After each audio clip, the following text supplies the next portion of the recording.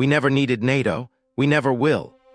That's a direct quote from the President of the United States, the country that founded NATO 77 years ago. And he said it while American troops are actively fighting a war that just triggered NATO's most sacred promise for the first time in history. On March 13, 2026, an Iranian ballistic missile crossed into Turkish airspace near Incirlik Air Base. NATO Patriot systems intercepted it. This was the first time a missile from a non-NATO state directly targeted NATO territory since the alliance was founded in 1949. Article 5, the principle that an attack on one is an attack on all, was tested, and the alliance's response exposed a fracture that may be irreparable. Let's start with what actually happened, because the details matter more than the headlines. Turkey is a NATO member. Incirlik Air Base hosts American nuclear weapons. When an Iranian ballistic missile entered Turkish airspace, Turkey immediately invoked consultations under Article 4, the step before Article 5. Article 4 allows any member to raise a security threat for collective discussion. Article 5 is the mutual defense commitment, the nuclear option of alliance politics. Turkey wanted Article 5. The United States said no. The American position was that the missile was aimed at U.S. forces operating from Turkish soil, not at Turkey itself.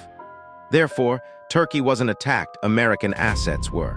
And since the U.S. was already at war with Iran, this was a battlefield incident, not an alliance crisis. But here's the problem with that logic. The missile entered Turkish sovereign airspace. It was intercepted over Turkish territory. Turkish civilians were within the blast radius. Under any reasonable interpretation of Article 5, this qualifies. NATO's own legal experts confirmed it in an internal memo that was leaked to Reuters on March 19th. So why did the U.S. block it? Because Article 5 would obligate all 31 NATO members to participate in the Iran war, and most of them don't want to. This is where the alliance fracture becomes visible. On March 22nd, when the president made his "we never needed NATO" statement, he was responding to what he called freeloading allies who hide behind American soldiers while spending nothing on their own defense. The specific target was Germany, which still spends only 1.8% of GDP on defense despite years of promising to reach the 2% NATO guideline. But the spending argument masks a deeper crisis. The real issue isn't money, it's purpose. NATO was built to contain the Soviet Union. After 1991, it expanded eastward, absorbing Poland, the Baltic states, Romania, and eventually bringing its border to within 600 kilometers of Moscow. Critics, including Russia, argued this violated informal commitments made during German reunification. Defenders said sovereign nations have the right to choose their alliances. For 3 decades, that debate was academic. Then Russia invaded Ukraine in 2022, and suddenly NATO's purpose was clear again. The alliance found its enemy. Defense spending surged. Finland and Sweden joined.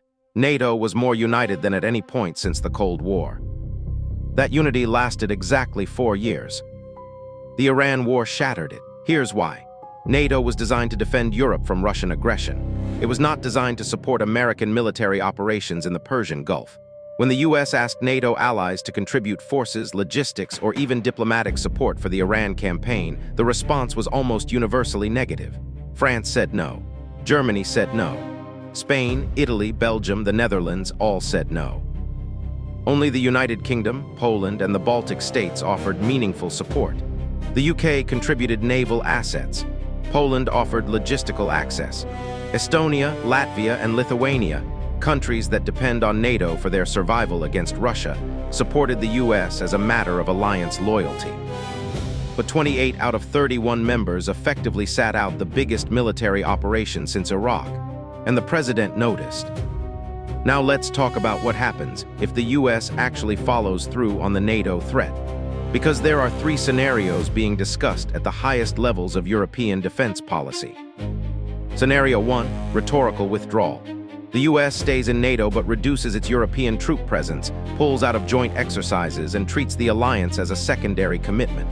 This is essentially what happened during the first Trump administration. Lots of threats, some troop reductions, but the fundamental architecture stayed intact. European allies respond by modestly increasing spending and developing independent capabilities.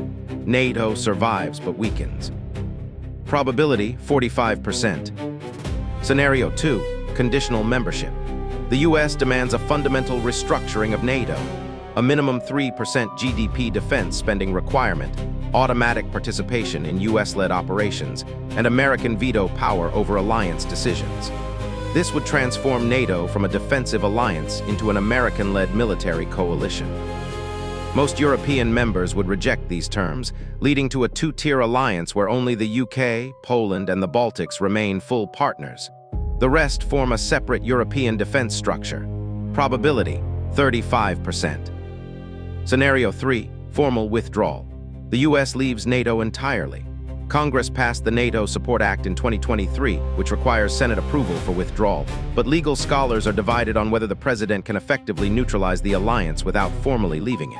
If this happens, Europe faces its most serious security crisis since 1945. Russia, already fighting in Ukraine, would see NATO's collapse as a strategic opportunity. China would accelerate its Taiwan timeline. The global security architecture built after World War II would effectively end. Probability, 20%. The defense spending numbers tell the story of where this is heading. In 2024, the United States spent $886 billion on defense, more than the next 10 countries combined. NATO's European members collectively spent $380 billion. The gap isn't closing. Despite years of 2% pledges, only 11 of 31 NATO members currently meet the target. And the US is now spending over $1 trillion annually, a 13.4% increase driven largely by the Iran war. From the American perspective, the math is simple. Why should 330 million Americans subsidize the defense of 450 million Europeans who won't fight alongside them? From the European perspective, the math is equally simple. Why should European soldiers die in an American war they didn't choose, didn't authorize, and don't support? Both arguments have merit, and that's exactly why this crisis has no easy resolution. The NATO summit in Ankara this July will be the most consequential alliance meeting since its founding. Turkey, the country whose airspace was violated, whose Article 5 claim was rejected, will host 31 nations that can barely agree on what the alliance is for anymore. One missile, one rejected treaty clause, one presidential quote, and 77 years of collective defense hanging by a thread. The question isn't whether NATO will survive. It's what replaces it if it doesn't. And right now, nobody has an answer. What's your prediction? Does NATO survive, split, or collapse? Tell me in the comments. And if you want analysis that doesn't pick sides, just follows the power, subscribe to Realpolitik.